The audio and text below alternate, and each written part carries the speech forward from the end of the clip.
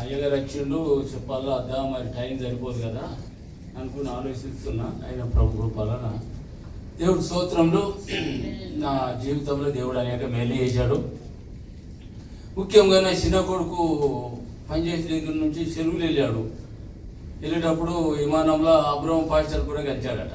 దావిదా నీ కొడుకు విమానంలో, నేను నా కొడుకు వెళ్ళేటప్పుడు విమానంలో జోషువా కలిసినాడు. విమానం దిగినాక గాబ్రియల్ పాస్టర్ కూడా ఎయిర్పోర్ట్లో కలిచాడు. ఆయన గల్ఫ్ కాన్ఫరెన్స్ కూడా కోవిడ్ కడుతున్నాడు. నా కొడుకు దిగిన వెంటనే కలిసి దావిదని కొడుకుని ఎయిర్పోర్ట్లో కలిచానని చెప్పాడు. చాలా సంతోషము.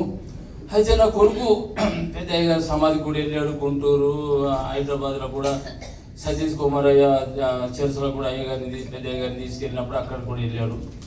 అన్ని బాగానే ఉన్నాయి దేవుని స్తోత్రంలో అన్న. అయితే పనిచేసిన అది అక్కమ్మేసిన కంపెనీ అన్నది దేవానంద పాస్టర్కు జోషు ఎక్కడున్నాడు దేవుడి కొడుకు అంటే జోషువా సఫర్ పోయిండు అన్నాడు. అయ్యో సఫర్ పోయిండా, కంపెనీ బంద్ అయింది, వచ్చితే పోలీస్ చెకింగ్ ఏమో ప్రాబ్లం అవుతుంది అని అన్నాడు.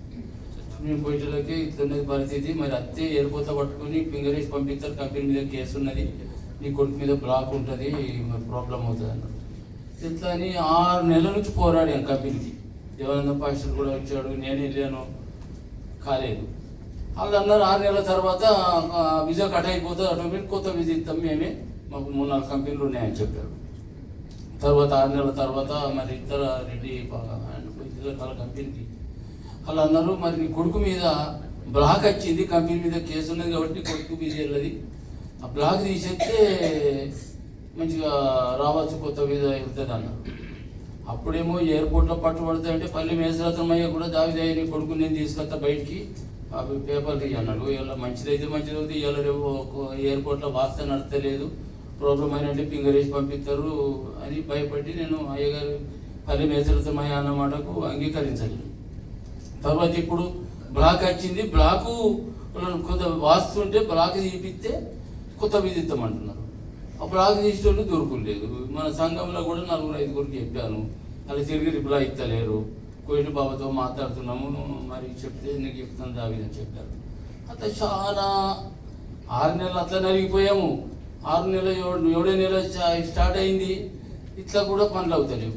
నేను నా భార్య ఎంతో కుంగిపోతున్నాము. ప్రభువా ఎందుకు ఇట్లా జరిగింది, ఏమైనా చుట్టు మీద పోయిండు, ఏ తప్పు చేయలేడు, ఎందుకు నా కొడుకు జీవితంలో జరిగిందని. నా భార్య అయితే మాటకు జోషువా అంటుంది. 4 బిడ్డలు నాకు ఆయన ఎక్క ప్రేమిస్తుంది, మాటకు జోషువా అంటుంది. జోషువని ఎక్కడైనా తప్పు నడుచుకుంటూ పోయిండు ఒక పిల్లగాడు, అత్తను నడిచేయమంటుంది. అత్తడు ధైర్యపడుతున్నాము, కాలేదు. ఇక దేవానంద పాస్టర్ మేము కంపెనీకి పోయి గట్టిగా అడుగుతున్నాడు, పాస్టర్ కూడా లేదు కంపెనీలో. నేను పాస్టర్ అడిగినా కానీ వాళ్ళు ఏం కోయిట్ బాబాని అడుగుంది, కోయిట్ బాబా దగ్గర ముసలైనా అంటాడు, 2 మాటలు చెప్పేస్తాడు, ఎక్క మాట్లాడరా చెప్తాడు. ఎట్లా అని నలిగిపోతున్నాం. నా కుటుంబం, నేను, నా భార్య, అక్కడనేమో నా కొడుకు బాధపడుతున్నాను. తర్వాత ఒకనాడు నార్త్ ఎట్లా ఆరాధన జరుగుతున్నా యూత్కి ఇచ్చారు. ఆ రోజు యూత్కి ఇస్తే ప్రార్థన చేసిన, ఇంటికి వచ్చిన మీటింగ్ అయిపోయింది. ఒక ఆయన దావిదయ్యలో నువ్వు నార్త్ ఎట్లా బాగా ప్రార్థన చేసావు అన్నాడు. వాళ్ళు మనోజ్ సార్ అని. ఏం సార్ చేసినా కానీ కుటుంబంలో చాలా బాధ ఉన్నది సార్ అని. ఏం బాధ నీకు చెప్పు నాకు అన్నాడు. 7 నెలల నుంచి నలిగిపోతున్నావు, నా కొడుకు విషయం ఈ ప్రాబ్లం అంతా చెప్పిన. చెప్పినకే నువ్వు భయపడకు, నీ కొడుకుది పేపర్లు అవన్నీ నాకు పంపించు అన్నది దేవానంద పాస్టర్కి పంపించిన. దేవానంద పాస్టర్ దగ్గర ఆల్రెడీ ఉన్నాయంటే చెప్పిన, ఆయన పంపించాడు. పంపిస్తే కోయిడ్ అయిన అన్నాడు, ఈ బ్లాక్ తీపిస్తా, నేనే విజిస్తా. దేవుడు స్తోత్రంలో ఆయన ఒప్పుకున్నాడు. బ్లాక్ తీస్తా, ఈ మనిషి కావాలని నేను గవర్నమెంట్తో మాట్లాడి నేను డ్రైవర్ విజిస్తా అని ఆయనకి చెప్పాడట మనోజ్ సార్.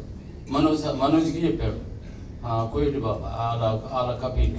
చెప్తేలకి దేవుడు స్తోత్రంలో అన్న ఇప్పుడు బ్లాక్ తీసేయండు, నా కొడుకు డ్రైవర్గా విధించిండు, నా కొడుకు వీసా పంపించిన ఇండియాకి హైదరాబాద్లో ఉన్నాడు.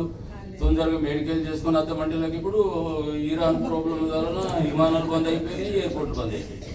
తొందరగా విమానాలు చాలా అయ్యేటట్లా, కోవిడ్ ఎయిర్పోర్ట్ తొందరగా చాలా అయినా కొడుకు వచ్చేటట్టు ప్రార్థన చేయమని మీ అందరికి వందనం చెప్పి నాకు సాక్ష్యం.